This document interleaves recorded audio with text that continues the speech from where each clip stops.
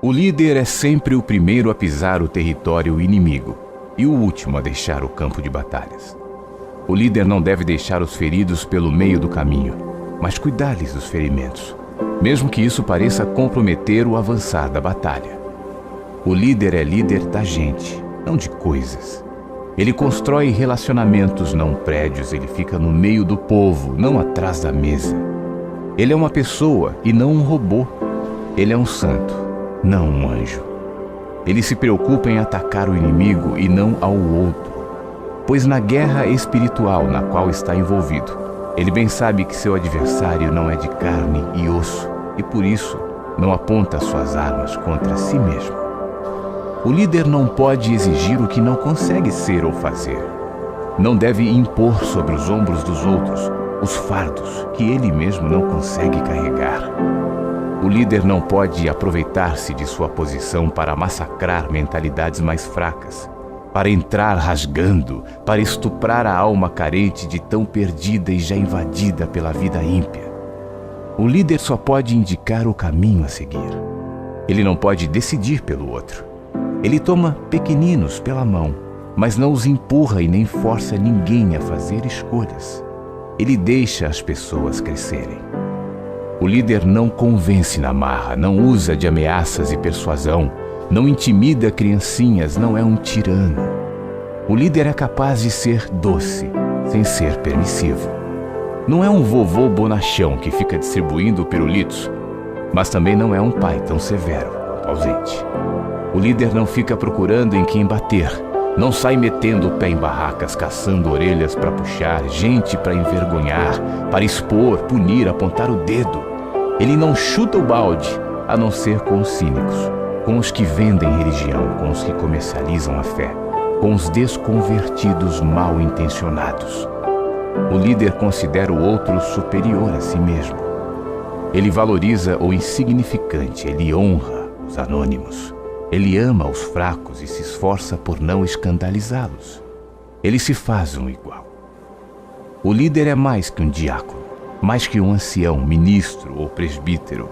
É mais que um autodenominado bispo ou apóstolo. Ele é um filho amado do Pai, irmão de seus irmãos que o serve com os seus dons, serve sem procurar ser servido. O líder tem convicções, mas isso não significa que não possa mudar, abrir mão, repensar. O líder não é infalível. Ele não tem sempre os melhores planos e conselhos. Para muitas ideias são como crianças, as nossas são sempre melhores. O líder pode rever seus conselhos, admitir falhas sem ter vergonha. Ele aprende com o passado sem ficar nele. Ele olha para o futuro, mas não vive nas nuvens das ilusões infantilizadas. O líder deixa os outros terem ideias também. Ele não é a origem de tudo, a fonte de tudo, não possui inspiração exclusiva, discernimento permanente. O líder, quando fala a verdade. Ele é transparente, autêntico. E quando a verdade dói, ele a fala com dor, como que não quisesse falar, confrontar. Ele precisa expor a verdade, mas ele não faz isso para rachar, para quebrar de vez. O líder não fica cavando pecados alheios para se divertir com eles. Ele olha primeiro para dentro de si e sonda diariamente seu coração de crente. O líder não pode apedrejar ninguém, salvo exceção.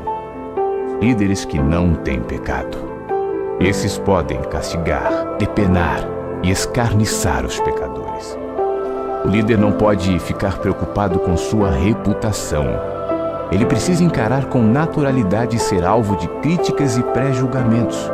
Ele precisa saber acolher, abraçar e beijar até os que ocultamente não retêm suas línguas afiadas. O líder, porém, também não é escravo de seu comportamento. Ele não é um ator. O líder não precisa fazer caras e bocas.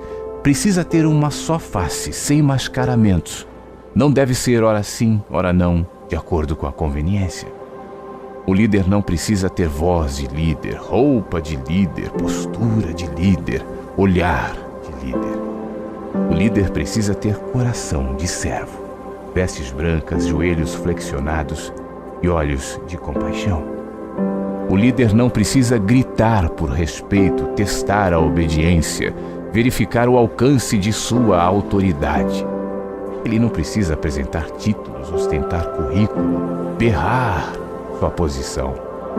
O líder não pode chorar suas pitangas pelos corredores, não pode se empanelar, fazer bico, montar fã-clube, ser parcial, tendencioso, político.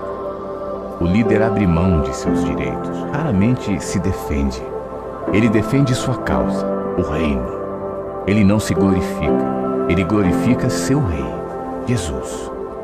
O líder não é autossuficiente, não é líder de si mesmo, professor de si mesmo, pastor de si mesmo, fã de si mesmo. Seu lema é dependência ou morte. O líder não é um super-herói.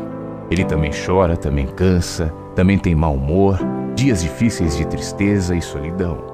Ele também precisa de ombro do irmão e do colo do pai.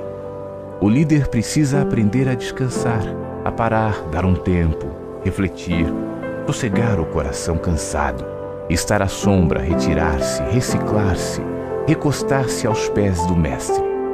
O líder precisa saber frear-se, conter impulsões, controlar a vontade de tanto falar e pouco ouvir. A ânsia por dominar, argumentar, concluir, finalizar, colocar pontos finais. Precisa deixar uma margem de espaço para o outro caminhar sem opressão. O líder não ama e nem é amado por causa de seu desempenho.